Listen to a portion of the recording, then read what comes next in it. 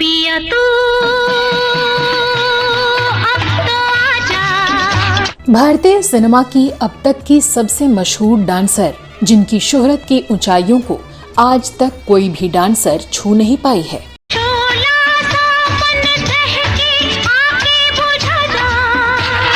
वो जब थिरकती थी तो अपनी अदाओं से सबको मदहोश कर देती थी और सिनेमा हॉल तालियों और सीटियों से गूंज जाया करते थे। मेरा नाम टिंग टिंग चू, टिंग टिंग चू, बाबा टिंग टिंग चू, रात चांदनी में और तू। जिनके डांस और जलवे से प्रभावित होकर उस जमाने में हर डायरेक्टर प्रोड्यूसर इन्हें अपनी फिल्मों में आइटम डांसर के तौर पर रखने की कोशिश करने लगा और एक अलग ही ट्रेंड की शुरुआत हो गई।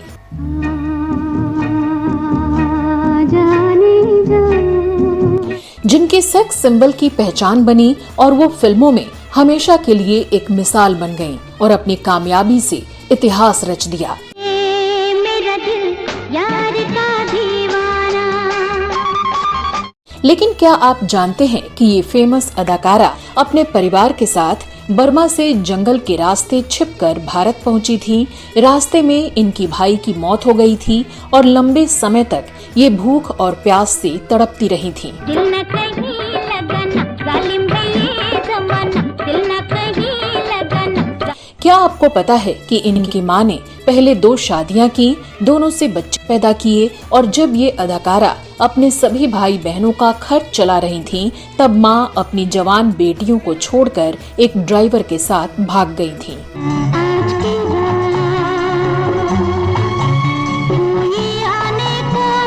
और क्या आप यकीन करेंगे कि इनसे 27 साल बड़े एक जाने माने फिल्म डायरेक्टर ने इनसे शादी की और बाद में इनका सारा सामान और गहने लेकर घर से लापता हो गया। फिर एक अंडरवर्ल्ड डॉन ने धमकी देकर इनका सामान वापस दिलवाया था।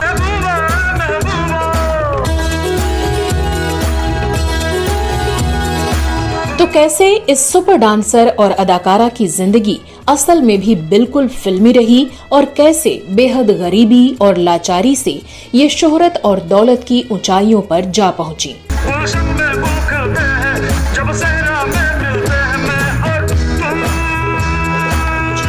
बताएंगे और भी बहुत कुछ, आप बने रहिए हमारे साथ।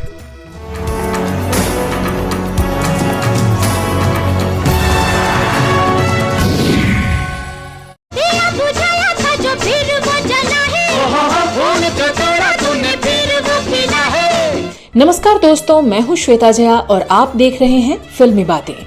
दोस्तों, आज हम जिस फिल्मी हस्ती की बात कर रहे हैं वो है बीते जमाने की बेहद शानदार और खूबसूरत डांसर हेलन।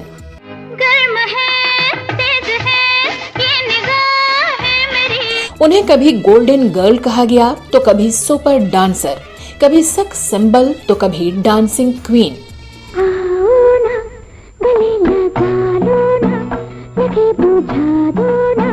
जिन्होंने सिर्फ 19 साल की उम्र में अपने करियर में बुलंदियां छू ली और फिल्मकारों की पहली पसंद बन गईं।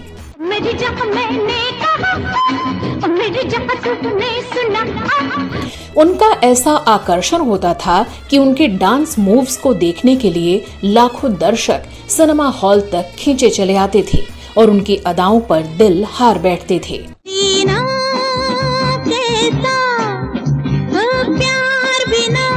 1950 के दशक में धीरे धीरे हिंदी फिल्मों में आइटम सॉन्ग और फिर कैबरे की शुरुआत हुई, जिसमें डांसर के तौर पर हेलन का नाम सबसे ऊपर होता था।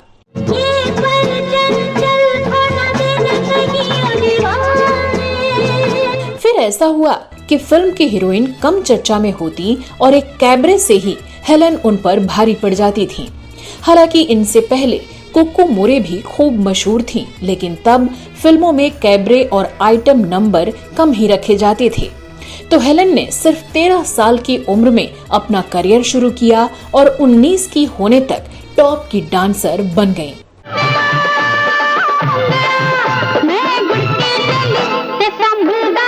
अपनी नजाकत और एनर्जेटिक डांस से हेलन ने पूरे बॉलीवुड को अपना दीवाना बना लिया था और करीब 3 दशक तक बॉलीवुड पर उनका राज रहा।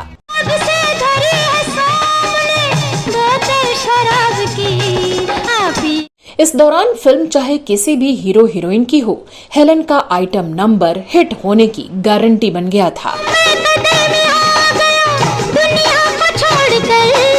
आज भी जब उन पर फिल्माए गए गाने बजते हैं तो लोग उनके डांस को याद कर झूम उठते हैं।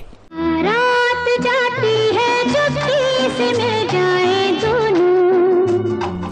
लेकिन हेलन ने इस मुकाम को पाने के लिए बहुत स्ट्रगल किया।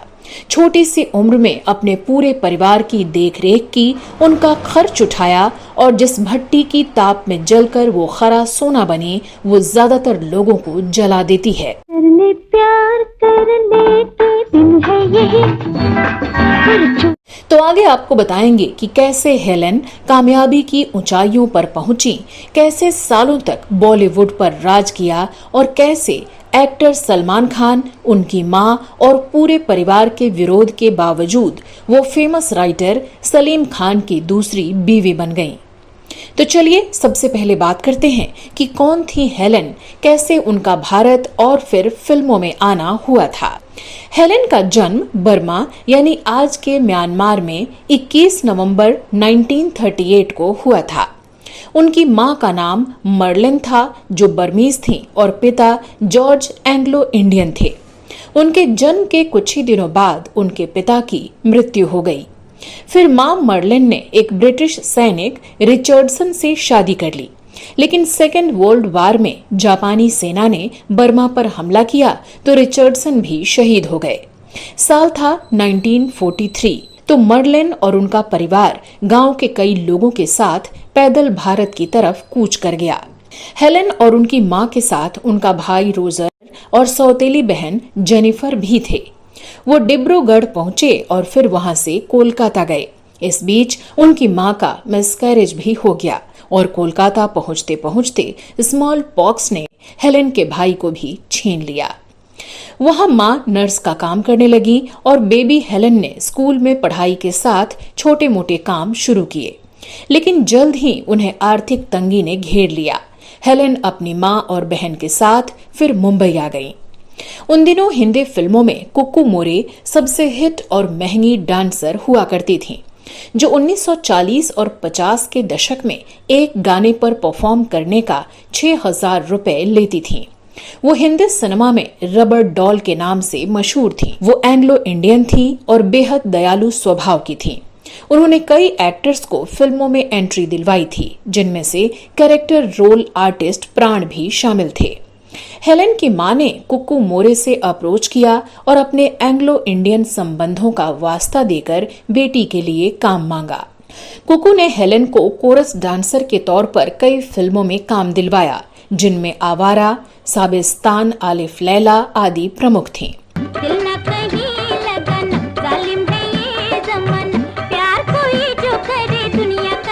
दर्जनों आर्टिस्ट में से एक बेबी हेलन की कोई पहचान तो नहीं बनी, लेकिन इससे उनके घर का खर्च चलने लगा। साल 1958 में डायरेक्टर शक्ति सामंत एक फिल्म लेकर आ रहे थे, हावड़ा ब्रिज। उन्होंने हेलन को एक आइटम नंबर दिया, मेरा नाम चिन चिन चू। मेरा नाम चिन चिन चू बाबा चिन चिन चू, रात चांदनी में और तू। ये गाना सुपरहिट हुआ और हेलन की जिंदगी का टर्निंग पॉइंट बन गया। बाबा, बाबा, बाबा। इसके बाद तो उन्हें कई दर्जन फिल्में मिली, जिनमें से कुछ में सिर्फ आइटम सॉन्ग होता था तो कुछ में उन्हें सपोर्टिंग एक्ट्रेस भी बनाया गया। उन्होंने हर रोल में जोरदार परफॉर्मेंस दिया और कई भाषाओं की 600 से भी ज्यादा फिल्मों में काम किया। जनाबे मन सलाम है। हेलन की फिल्मोग्राफी बहुत ही वास्ट है, जिसकी चर्चा हम आगे किसी और वीडियो में विस्तार से करेंगे। बात उनकी निजी जिंदगी की करें तो वो भी कम फिल्में नहीं रही। हो इस दुनिया में जीना हो तो सुन लो मेरी बात। जब वो फिल्मों में पूरी तरह जमी भी नहीं थीं, तब एक जाने माने फिल्म डायरेक्टर प्रेम नारायण अरोड़ा ने उन्हें शादी का ऑफर दे डाला। दोनों की उम्र में करीब 27 साल का अंतर था, लेकिन हेलन ने शादी के लिए हाँ कर दी। उनकी ये शादी करीब 16 साल तक चली, लेकिन बाद के दिनों में अरोड़ा साहब को काम मिलना बंद हो गया, लेकिन उनके खर्चे कम नहीं हुए। हेलन कमाती और पति अरोड़ा साहब खूब उड़ाते। उनकी अय्याशियां जब हद से ज्यादा गुजर गईं, तो हेलन को खर्चे भारी पड़ने लगे और वो विरोध करने लगी। पर जब कोई बदलाव नहीं आया तो हेलन ने आखिरकार साल 1974 में उन्हें छोड़ दिया। हालांकि एक किस्सा और भी मशहूर है कि उनके पति अरोड़ा हेलन का सारा सामान और लाखों के गहने लेकर घर से लापता हो गए थे और बाद में दिलीप कुमार के दबाव डालने पर अंडरवर्ल्ड डॉन करीम लाला ने उन्हें धमकी दी और तब उन्होंने सामान वापस किया था। खैर, सच क्या है कहना मुश्किल है। इस बीच हेलन की मां मर्लेन अपने ड्राइवर के साथ लापता हो गईं, तो जाहिर है हेलन को गहरा धक्का लगा और वो भावनात्मक रूप से बुरी तरह से टूट गईं। इसी बीच हेलन की मुलाकात पटकथा लेखक सलीम खान से हुई, जिन्हें सलीम जावेद की जोड़ी के तौर पर खासी शोहरत मिली हुई थी।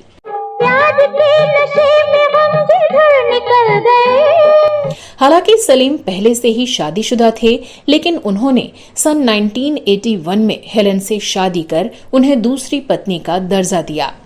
शुरुआत में सलीम खान की पहली पत्नी सुशीला चरक उर्फ सलमा खान और उनके बच्चों सलमान खान, अरबाज खान आदि ने हेलन के नाम पर साफ इनकार कर दिया और एक अरसे तक हेलन को सलीम खान के घर यानी गैलेक्सी अपार्टमेंट में एंट्री नहीं मिली।